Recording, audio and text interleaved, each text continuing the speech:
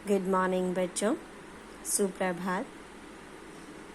आज का हमारा विषय है भाषा विचार, और इसमें हमारा सबसे पहला सवाल जो उभर कर आता है वो है भाषा किसे कहते हैं और ये भाषा शब्द कहाँ से आया है। तो हम जानेंगे कि भाषा शब्द संस्कृत की भाष धातु से बना है, जिसका अर्थ होता है बोलना। अर्थात भाषा एक ऐसा साधन है जिसके जरिए हम अपने मन के विचार, अपने मन की बातें बोलकर और लिखकर दूसरों तक पहुंचाते हैं। और दूसरों की बातें कैसे पता चलेंगी? दूसरों के मन के विचार, उनकी बातें हम सुनकर और पढ़कर समझते हैं। एक तरह से हम ये सोच सकते हैं कि ये तो विचारों का आदान प्रदान हुआ। तो ये परिभाषा तो बहुत ही ज़्यादा सिंपल है। मतलब अपने विचारों को दूसरों को बताना और दूसरों के विचारों को खुद सुनना, ये कहलाती है भाषा। तो ये तो बहुत ही सरल सी परिभाषा है। बस दो चीज़ों का ध्यान रखना है, बोलेंगे तो कोई ना कोई सुनेगा, और दूसरा कौन सा रह गया हिस्सा? लिखना। जब हम लिखेंगे तो कोई ना कोई उसे पढ़ेगा। यानी हमारी बातें, हमारे विचार दो तरीकों से प्रेजेंट हो सकते हैं। पहला तरीका बोलकर सुनाना और दूसरा तरीका लिखकर पढ़वाना। तो भाषा की परिभाषा तो बहुत सरल है। अब हम जानें कि भाषा के कितने रूप हैं और उनकी इकाइयाँ कौन सी हैं। इकाई क्या होती है? Starting point. जैसे हम मैथ्स में कहते हैं ना, इकाई, दहाई, सैकड़ा। इकाई में क्या आता है? 0 से 9 नंबर। तो हम देखते हैं कि भाषा की इकाइयों में क्या आएगा।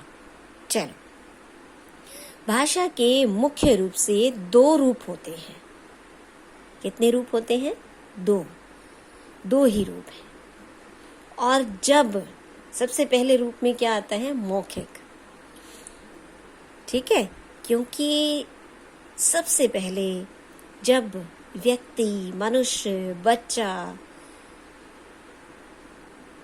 इस दुनिया में जन्म लेता है तो सबसे पहले उसके मुख से आवाज आती है।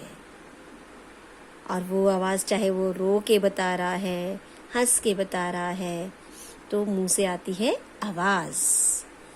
ठीक है, तो और उसके बाद वो धीरे धीरे बोलना शुरू करता है। अपनी बातें बताने के लिए, अपनी इच्छा बताने के लिए, विचार बताने के लिए बच्चा बोलना शुरू करता है। तो सबसे पहली इकाई भाषा की है मौखिक, अर्थात मुख से निकली, अर्थात ध्वनि। तो हम जब कोई पूछे कि मौखिक भाषा की इकाई क्या है? ध्वनि। दूसरी है लिखित, क्योंकि ध्वनि से तो हम परिचित हो गए हैं, मौखिक भाषा से हम परिचित हो गए हैं, हम बोल चुके हैं। अब बोलने को लिखित रूप भी तो देंगे। तो दूसरी भाषा का दूसरा रूप है लिखित भाषा, लिखी गई। अब लिखना कैसे सीखेंगे? लिखने का जो स्टार्टिंग पॉइंट है, जो इकाई है, वो क्या है? कैसे लिखना सीखते हैं? वर्ण से। जब हमें वर्णों की पहचान हो जाती है, जब हमें अल्फ़ाबेट की पहचान हो जाती है, उन्हीं को तो जोड़ कर शब्द बनाते हैं और शब्दों को जोड़ कर वाक्य बनाते हैं। तो लिखित भाषा, और इसकी इकाई क्या है? वर्ण, अल्फ़ाबेट। वैसे तो मुख्य रूप से 2 ही रूप हैं, लेकिन एक रूप और है भाषा का। कौन सा है? सांकेतिक भाषा। मतलब सांकेतिक भाषा और इसकी इकाई है संकेत। संकेतों से इसको समझा जाता है। अब ये इस्तेमाल कौन करता है सांकेतिक भाषा? थोड़े बहुत रूप में तो हम भी करते हैं, जब खेल खेल में कहें या कभी कभार हम भी इस्तेमाल करते हैं, सामान्य इंसान इस्तेमाल करता है। लेकिन ज़्यादातर कुछ हमारे बच्चे या इंसान, कुछ मनुष्य जो किन्हीं कारणों से सुनने में और बोलने में अक्षम हैं, वो इनका ज़्यादातर इस्तेमाल करते हैं। उनका जीवन इसी भाषा से चलता है, इसी के ज़रिए वो अपनी बात दूसरों तक पहुंचाते हैं। तो सांकेतिक भाषा और इसकी इकाई है संकेत। अब हम आए अपने तीसरे सवाल पर, और तीसरा सवाल क्या है? हिंदी भाषा की उत्पत्ति कौन सी भाषा से हुई है? तो जब हमारी मातृभाषा, जिसे हम कहते हैं कि हिंदी है, लेकिन उसकी उत्पत्ति या उसकी जननी या हिंदी की जननी या हिंदी की माता कौन है? संस्कृत। संस्कृत से हमारी हिंदी का जन्म हुआ है।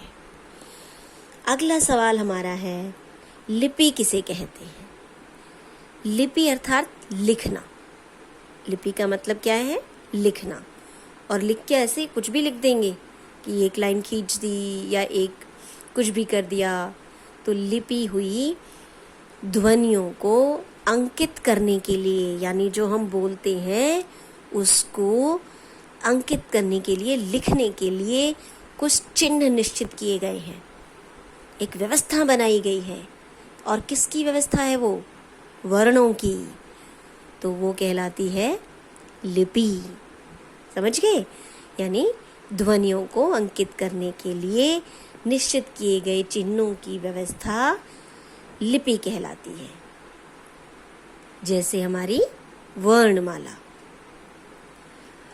अब अगला सवाल हमारा क्या कहता है कि निम्नलिखित भाषाओं की लिपियों के नाम लिखो।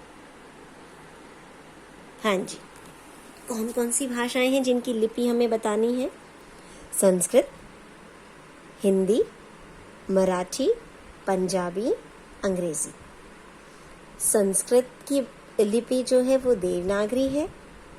हिंदी की लिपि भी देवनागरी है, क्योंकि हिंदी का जन्म ही संस्कृत से हुआ है। और मराठी की लिपि भी देवनागरी है। पंजाबी, उसकी लिपि क्या है? गुरुमुखी। गुरुमुखी यानी गुरु के मुख से निकली। और 5वें नंबर पर है अंग्रेजी। अंग्रेजी की लिपि क्या है? रोमन। ठीक है बेटा, हम सब समझ गए।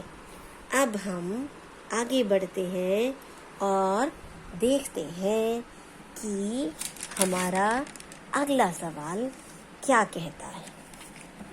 हमारा अगला सवाल है, हिंदी दिवस कब और क्यों मनाया जाता है?